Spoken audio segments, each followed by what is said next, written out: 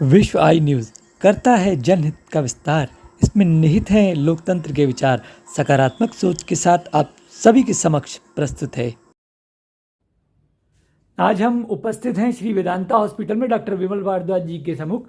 Doctor साहब, आपका बहुत बहुत स्वागत है विश्व आई न्यूज़ के चैनल पर। नमस्कार जी। और आज हम जानना चाहेंगे, जैसे कि बीते दिनों आपने देखा होगा भीषण गर्मी से हम लोग जूझते आए हैं और रिसेंटली मानसून की एंट्री हो गई है और जैसे जैसे बरसात हुई है तो मच्छरों की और पानी भर जल जमाव की समस्या हो रही है। तो थोड़ा सा मैं चाहूँगा कि वास्तव में इस समय लोगों को क्या सतर्कता बरतनी चाहिए, वो आप थोड़ा सा प्रकाश डालें। देखिए, अभी जैसे सबको हम लोग जानते थे कितनी भीषण गर्मी थी। इसका मेन कारण है कि पर्यावरण में जो चेंजेज आए हैं, जो हमारी जो जनसंख्या है वृद्धि होती जा रही है और हम जिस तरह पेड़ों का कटान कर रहे हैं तो उसको एक चिंताजनक स्थिति पैदा हुई है। इसलिए टेम्परेचर जो पहले 45-44 तक चलता था वो 50 तक गया इस बार। और ये समस्या केवल भारत बस की नहीं, आपने देखा होगा कि अरब कंट्रीज में भी यही हाल है। अन्य देशों में, यूरोपीय देशों में भी काफ़ी दिक्कतें, थोड़ा टेम्परेचर बढ़े हैं। ग्लेशियर में भी पानी की कमी आई है। जो पहले जो बर्फ़ जमती थी उसमें भी काफ़ी कमी आई है। और जो मात्रा थी उसकी रिपोर्ट भी आई हुई, अभी एक लेटेस्ट मूडी की रिपोर्ट भी आई है। उन्होंने भी कहा है कि भाई एक पूरे विश्व के लिए एक बड़ी समस्या है। तो पानी की समस्या भी इसी कारण से आपने देखा होगा कि जगह पानी की कमी थी, वो यही कारण है कि पेड़ का कटान हम लोग कर रहे हैं।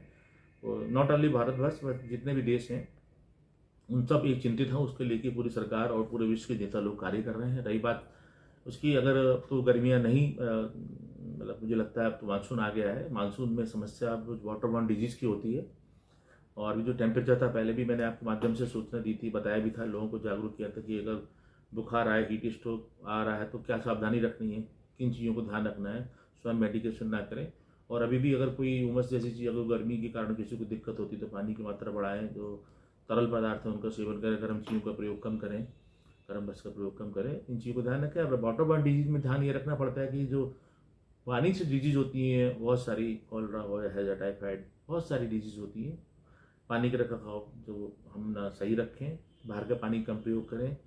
जो चीज़ें हैं, जैसे अगर हमारा बाहर कोई जा रहे हैं तो उस पानी को अपने घर से लेके जाए। बहुत से चलन है प्लास्टिक की बोतलों में पानी पीने का, तो उसमें मेरा मानना था, मैं गर्मी में बताया था कि पानी का अगर आप पिएंगे ऐसा पानी जो प्लास्टिक की बोतल में, अगर हाई टेम्परेचर प्लास्टिक बोतल पड़ी हुई है तो उसका भी पानी जो एसेंस है वो पानी में चला जाएगा। तो लोग कहते नहीं थे गर्म पानी, जो सॉरी जो चाय जो होती थी, चाय को हम लोग नहीं थे कि प्लास्टिक की उसमें कप में पानी, चाय नहीं पीना चाहिए। तो यही चीज़, गर्म पानी अगर हमारा प्लास्टिक बोतल में उबलता रहेगा, आप देखो कितना तासीर गर्म हो जाती थी पानी की। तो कई लोगों को मना किया कि मिनरल वाटर का प्रयोग जो है थोड़ा कम करें। अब टेम्परेचर डाउन है, पानी भराव भी हो, समस्या आएगी तो उससे मलेरिया हो गया, डेंगू हो गया, ये मच्छर पनपेंगे। अब आपके घरों में अगर कूलर चल रहा है तो कूलर में आप चलाना बंद कर देंगे। उमस में कूलर वैसे भी कम चलता है तो पानी भरा रह जाएगा, तो वहाँ से डेंगू का मच्छर साफ पानी में पनपता है। उन चीज़ों का ध्यान रखें, पूरे कपड़ों का प्रयोग करें। और मस्किटो रिपेलेंट है, जो अगर मच्छर ज़्यादा हैं तो आप जो भी कीट नाटक चीज़ आती हैं उनको छिड़काव कर सकते हैं, गुड नाइट का यूज़ कर सकते हैं, पूरे कपड़े पहन सकते हैं। डेंगू का मच्छर एक्चुअली दिन में ही काटता है और कम ऊंचाई तक लो हाइट उड़ता है, और मलेरिया का मच्छर रात में काटता है। इन चीज़ों को ध्यान रखें, लोगों को जागरूक करें, क्योंकि हम इन चीज़ों से जूझने वाले हैं। क्योंकि डेंगू हमेशा बहुत भयानक रूप लेकर आता है और कोरोना के बाद तो दिक्कतें थोड़ी बढ़ी हुई हैं डेंगू में। और कभी कभी मैंने देखा अभी मिक्स इन्फेक्शन भी, अभी भी मैंने देखा कुछ एक मरीज आने लगे हैं। और इन चीज़ों को डरने की ज़रूरत नहीं है, सावधानी की ज़रूरत है। सरकार भी अपने प्रयास कर रही है और हमें भी अपने प्रयास करने चाहिए। कहीं बर्तन हमारा है, कहीं कोई ऊपर पौधों में जो हमारे पास बरसात के दिनों में सामान इकट्ठा हो, पानी इकट्ठा हो जाता है, उन चीज़ों को ध्यान रखें, वहाँ ना इकट्ठा होने दें। इन चीज़ों को ध्यान रखें, बाकी डॉक्टर चिकित्सक सलाह लें। जैसे कि आप भाजपा से जुड़े हुए हैं और काफ़ी सक्रिय हैं, तो मैं जानना चाहूँगा कि इस बार इस समय गठबंधन की सरकार कितनी सफल चल रही है। ये तो आपको खुद ही दिख रहा है, गठबंधन की सरकार पूरी तरह सफल चल रही है। आपने देखा होगा कि सारे घटक दल हमारी सरकार के सब साथ में पूरे विश्वास के साथ मोदी जी के साथ खड़े हुए हैं। और जैसा कि कल ही आपको इसका उदाहरण मिला, बेस्ट उदाहरण मिला। विपक्ष ने हालांकि बहुत कोशिश की और भ्रांति फैलाने की, चुनाव में भी उन्होंने यही किया था। चुनाव में भी एक भ्रांति फैलाई, भ्रम फैलाया, क्योंकि हमारी जनता में मिक्स तरह के लोग हैं। कुछ एजुकेटेड है, कुछ कम एजुकेटेड, नॉन। गाँव के बेचारा आदमी भोला भाला होता है, उनको उन्होंने गलत नैरेटिव सेट करने की कोशिश करी कि संविधान को लेके, संविधान में तो संशोधन जो है वो कांग्रेस ने ही किए हैं, आपने देखा होगा। तो विपक्ष ने किया। अभी तो उसके बाद भी ऐसा नहीं कि संशोधन होते नहीं रहते। हमारी भाजपा सरकार ने संसद पे जो जो आवश्यक थे देश हित में वो भी किए हैं। तो ये गलत नैरेटिव सेट कर दिए कि संविधान में ऐसा होगा, ऐसा हो जाएगा, ऐसा हो जाएगा, मोदी जी आएंगे, तो वो गलत नैरेटिव था। उस कारण से गलत चीज़ों को प्रोपोगेट किया गया। उस कारण से हमारे यूपी में कुछ चीज़ों को हमें उसको मनन करना है, ठीक करने की कोशिश कर रहे हैं। लोग फिर जागरूक नेता भी जा रहे हैं, उन चीज़ों को ठीक करने की कोशिश करेंगे। रही बात गठबंधन की, तो उन्होंने वही जो उन्होंने चुनाव में किया था वही हरकत इस बार उन्होंने लोकसभा के जीपीके के चुनाव हो रहे थे वहाँ भी की थी। उनके पास संख्या दल नहीं थी, फिर भी आपने देखा होगा कि 48 साल बाद इस बार ऐसा हुआ है कि लोकसभा में चुनाव स्पीकर का हुआ। अच्छी बात है, इसमें कोई बुराई भी नहीं है, स्पीकर चुनाव होना चाहिए, अच्छी बात है। जीत के जाएंगे तो और थोड़ा आत्मा ओम बिरला जी के, हमारे जो है माननीय ओम बिरला जी का विश्वास बढ़ेगा। और लेकिन यह है कि परंपरा रहती है कि जो दल होता है, इसका बहुमत है, उसी का स्पीकर रहता है। उन्होंने उस चीज़ को नहीं पालन किया और गलत चीज़ों से, हमारे घटक दलों से मिसकम्युनिकेशन करने की कोशिश करी। आपने लोकसभा में देखा हो जिस तरीके से सबने माननीय मोदी जी, प्रधानमंत्री जी, माननीय लोकसभा जी स्पीकर ओम बिरला जी में विश्वास व्यक्त किया और ओम बिरला जी भारी बहुमत से उसको वोट मोशन जीते और आज लोकसभा स्पीकर होंगे। मेरी बहुत बहुत शुभकामनाएं माननीय प्रधानमंत्री जी को भी।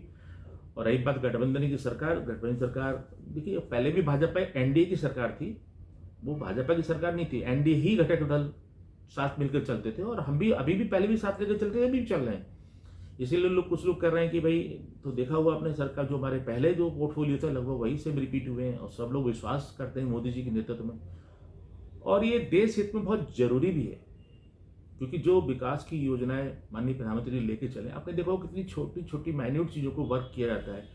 जो जनधन के जो खाते, बहुत से खाते हम लोगों के हर एक के पास 2-2, 3-3 होते हैं और इनएक्टिव हो जाते हैं खाते। सरकार स्वयं संज्ञान में लेके उन एक्टिव को खातों को एक्टिव करने जा रही है। अभी भी जस्ट बैठक मान ली हमारी वित्त मंत्री जी निर्मला जी ने बैठक की है और अभी बहुत सी चीज़ों पे सरकार सौर ऊर्जा पे बहुत ज़्यादा ध्यान दे रही है। जो प्रोजेक्ट आ रहा है उस पर भी अभी जो हमारे सोलर एनर्जी पे भी नए कुछ अच्छी घोषणाओं की बजट में घोषणा होने वाली है। और जो हमारे व्हीकल हैं, जो इलेक्ट्रिकल व्हीकल हैं, जो बैटरी से चालित है, उस पर भी सरकार अच्छी चीज़ों को लेकर आ रही है। पॉल्यूशन इससे कम होगा। अभी जिस चीज़ की बात कर रहे थे हम कि बहुत ज़्यादा गर्मी हो गई, तो उसमें बहुत बड़ा रोल प्ले करेगा। हम अपने स्वयं स्वनिर्भर हो जाएंगे कि भाई हमारे घर में हमारी खुद बिजली बनेगी, हम खुद सरकार को बेचेंगे। इस तरह की चीज़ें हैं। और डिजिटल इंडिया जिस तरह आगे बढ़ रहा है, तो भारत एक विश्व शक्ति के रूप में उभर रहा है और ये बहुत जरूरी है कि माननीय प्रधानमंत्री जी पूरी मजबूती से अपने पूरे कार्यकाल के दौरान नए नए फैसलों को जाने जाएं, जैसे उन्होंने अब तक लेते रहे। इसीलिए ये सारे हमारे घटक दल सब जानते हैं कि देश किस दिशा में जा रहा है, एक मजबूत दिशा में जा रहा है, तीसरी अर्थव्यवस्था बनने जा रहा है। इसलिए प्रधानमंत्री जी के हाथ मजबूत रहेंगे और हम लोग सब उनको साथ लेके चलेंगे। जैसा कि आपको भी विदित होगा कि G7 में भारत का दबदबा रहा है, मोदी जी ने अपने वो किया, उस पर थोड़ा सा मैं चाहूँगा कि आप अपने शब्दों में कुछ कहें। नहीं, बहुत बड़ी बात है। देखिए अभी आप देखा होगा G7 को, मुझे लगता है आपको G7 की जगह इसका G8 नाम करना पड़ेगा इन लोगों को, क्योंकि माननीय प्रधानमंत्री जी के नेतृत्व में हमेशा जब भी G7 हमारा देश आगे बढ़ा है तो हमेशा माननीय प्रधानमंत्री जी को वहाँ बुलाया गया है। ये देश का गौरव है। G7 में आज पहली बार नहीं बुलाया गया, इससे पहले भी हमेशा भारत को गेस्ट के रूप में बुलाया गया और पहले भी बुलाया गया। इस बार जॉर्ज मेलोनिया ने बुलाया। मेलोनिया की जो सरकार है वो भी, जैसे हमारे माननीय मोदी जी पॉपुलर हैं, ऐसी वो जर्मन की जो चांसलर हैं वो बहुत पॉपुलर हैं और उनकी बहुत अच्छी अंडरस्टैंडिंग है। तो आपने देखा होगा जो जेस्चर है, किस तरीके से मोदी जी अपनी बात रखते हैं। ये बड़ी गौरव की बात है कि हम उस क्लब के G7 विकसित जो क्लब है उसमें मेंबर नहीं है, लेकिन चूंकि वो लोग जानते हैं भारत आर्थिक शक्ति बनने जा रहा है और भारत एक महाशक्ति के रूप में उभर रहा है, तो उसकी बहुत ज़रूरत है। हमें भी उनकी ज़रूरत है, उनको भी उतनी हमारी ज़रूरत है। तो उन चीज़ों को देखते हुए भारत को हमेशा पिछले कई साल से मेंबर ना होते हुए वहाँ बुला रहे हैं। ये हमारे लिए बहुत बड़ी गौरव की बात है और गर्व की बात है और मुझे लगता है बहुत जल्दी भारत इस ग्रुप का परमानेंट सदस्य भी होगा। तो ये माननीय प्रधानमंत्री की एक कूटनीतिक जीत है और उनकी जो देश को आगे ले जाने की जो प्रण है, देश को महाशक्ति बनाने की, विकसित राष्ट्र बनाने की, तीसरी अर्थव्यवस्था बनाने की, उसमें बहुत बड़ी एक अच्छी मुहिम है। आज आपातकाल का मुद्दा बहुत गरमाया हुआ है। आपातकाल, आप देखिए हर चैनल की डिबेट में आपातकाल एक पुराने जख्म हम कह सकते हैं जो दोबारा से कुरेदे गए हैं, वो उस पर मैं चाहूंगा कि कुछ कहीं ना कहीं आपातकाल पे आप अपना देखिए ऐसा है प्रतिक्रिया ना, दीजिए। वो आपातकाल कुरेदी नहीं है, आपातकाल एक सच्ची घटना है, वो कोई काल्पनिक घटना नहीं है। और ये लोग जो संविधान की दुहाई देते हैं कि संविधान खतरे में है, इन्होंने खुद संविधान खतरे में न जाने कितनी बार किया है। आप अगर देखेंगे तो मैं किसी सरकार की आलोचना नहीं करना, सब सरकारें अपने अपने कार्यकाल में बहस करने की कोशिश करती हैं, बट कोई ना कोई तो कारण होगा कि आज हमारी सरकार पिछले तीन टर्म में पहुंची है, तो कुछ न अच्छा कार्य कर रही होगी, तभी तो आई यहाँ तक। आज हमारा पूरा, हम नहीं कह रहे, आपने देखा होगा कि माननीय प्रधानमंत्री जी के लिए ये G7 का निमंत्रण चुनाव से पहले ही आ गया, उनको पता है कि मोदी जी हमारे भारत को सही दिशा में ले जा रहा है, इसलिए उनको वेट नहीं किया कि इलेक्शन जीत के आएंगे फिर निमंत्रण भेजेंगे, उससे पहले ही उन्होंने निमंत्रण दे रखा था। तो विश्व के सभी नेताओं को पता है कि भारत को माननीय प्रधानमंत्री जी किस दिशा में ले जा रहे हैं। हमारे कुछ लोगों को समझना पड़ेगा, जो हमारे विपक्ष के लोग हैं, कि सार्थक राजनीति करें। आपने जो आपातकाल का क्वेश्चन पूछा था, आपातकाल एक सच्ची घटना है, जो एक दुर्भाग्यपूर्ण घटना है, जो कि नहीं होनी चाहिए। संविधान का हनन किया गया, जिस हनन की एक बात कर रहे हैं, आरोप लगाते रहते हैं, भारतीय की भोली जनता को बेवकूफ़ बनाते रहते हैं, संविधान की दुहाई देके आप आगे बढ़ते हैं, कोशिश करते हैं, मिसकंसेप्शन करने की कोशिश करते हैं। उसी संविधान की धज्जियां ये पूर्ववर्ती सरकारें उड़ाती रही हैं। न जाने कितनी बार देखा होगा, अपन मुख्यमंत्री को बर्खास्त किया गया, माननीय प्रधानमंत्री जी ने कभी ऐसा नहीं किया। फेडरल स्ट्रक्चर को मेंटेन करने की कोशिश की, और कोशिश की कि सभी मुख्यमंत्रियों को, क्योंकि वो लंबे समय तक खुद मुख्यमंत्री रहे, उनको पता है कि मुख्यमंत्री को लेके क्या क्या समस्याएं आती है, उनसे वो वाकिफ थे, उनको सबको साथ लेके चले। तो कई बार जो देखा हुआ आर्टिकल 256 जो जिसमें मुख्यमंत्री बर्खास्त किया था, उसका दुरुपयोग हुआ। ऐसी इमरजेंसी में भी आपातकाल लगाई गई, और वो अच्छी बात थी कि जिस समय जो आपातकाल के विरोध में जो मुखर आवाज़ें थी, वो ज़्यादा समय तक नहीं चल पाए, फिर चुनाव हुए देश में। तो इसीलिए वो बात को, चूँकि वो अभी आपातकाल की जो समय होता है 25 जून को सुमा, फिर वो समय अभी बीता ही है, तो इसलिए वो बात उठ रही है, और ये हमेशा उठती रहेगी समय से। फिर देश को जानना भी चाहिए कि किस तरह मीडिया या किस तरह देश में इमरजेंसी लगाई गई थी। तो युवा काल चल रहा है, जो युवा के लोग हैं, नई पीढ़ी है, उसको जानना भी चाहिए। उसके लिए वो बात देखा हुआ, कल माननीय जो हमारे बिरला जी थे, उन्होंने भी इस बात को रखा। तो जो बुरा खराब उनको लगेगा, जो उन्होंने कृत किया, अगर मैं कोई खराब काम करूँगा, बार बार उसको कोई रिमाइंड करेगा तो मुझे खराब लगेगा। तो इसीलिए कुछ लोग उसके पक्ष में खड़े हैं, जो लोग जिन्होंने लगाया वो उसके विपक्ष में खड़े अपनी बात रख रहे हैं। लेकिन सच्ची घटना है, उसमें कोई हम दुकान नकार तो सकते नहीं, और ऐसी घटना नहीं होनी चाहिए पुनरावृत्ति। और पूरा देश जानता है, अब समझता भी है कि अब इस तरह के बहकावे में नहीं आएंगे, और देश के संविधान की बात ठीक है। मान लिए जो हमारे जो बाबा साहब जी जो थे, हमारे दिलतुल्य थे हम लोगों के लिए, और उन्होंने इतना अच्छा संविधान बनाया, उसकी संविधान की रक्षा माननीय प्रधानमंत्री जी करते आए, और इस तरह करते रहेंगे। आपने देखा कि चुनाव समय में भी एक आर्टिफिशियल इंटेलिजेंसी के थ्रू माननीय गृह मंत्री का एक गलत वीडियो बनाया गया, और उसको तेलंगाना के जो भी नई तेलंगाना का जो उनकी जो नए कांग्रेस के चीफ मिनिस्टर बने, उन्होंने उसको ट्वीट किया, गलत किया, और मुझे लगता है ऐसा नहीं करना चाहिए। और वो इस तरह की जब हरकतें करते हैं, तो आप लंबे टाइम तक आप एक बार तो बेवकूफ़ बना सकते हैं, लेकिन दो लंबे टाइम तक नहीं। तो देश पूरा विश्वास करता है, यूपी की जनता और प्रदेश की जनता, देश की जनता माननीय प्रधानमंत्री भरोसा करती है, और विश्व के जो नेता हैं वो भी माननीय प्रधानमंत्री भरोसा करते हैं। और मुझे पूरा भरोसा है कि जो हमारी सरकार है 5 साल बहुत अच्छे तरीके से कार्य करेगी, और नए नए फैसलों को जानी जाएगी, और सबको साथ लेके चलेगी। जी। चलते चलते सर, समाज को, लोगों को, और आज के युवाओं को, खासकर युवा पीढ़ी को, जो आगे कहीं ना कहीं भविष्य आधार है भारत का, तो उस पर उनके लिए कोई जन संदेश। देखिए, युवाओं के लिए तो मेरा संदेश यही है कि आप कोई भी कार्य करें तो लगन से करें। आजकल सबसे ज़्यादा तो डिजिटल मीडिया हो चुका है, डिजिटल चीज़ें आ चुकी हैं हाथ में, तो मोबाइल सबके हाथ में रहता है, तो मोबाइल का प्रयोग उतना ही करें जितना बहुत अति आवश्यक है। मोबाइल जितना हमारे लिए ज़रूरी भी है, उतना घातक भी है। मोबाइल पे कई जानकारियाँ भी सही आती हैं, कभी की गलत भी आती हैं। हमारा एक देश फूलों की बगिया है, यहाँ पर सब साथ लेके चलते हैं। हमारी पार्टी का अधिकार है, उतने विपक्ष का अधिकार है, उतने जितना हमारा अधिकार है, उतने हमारे अन्य संप्रदाय के लोगों का अधिकार है। तो सबकी भावनाओं को साथ लेके चलना चाहिए, सबकी बात हमें रखनी चाहिए।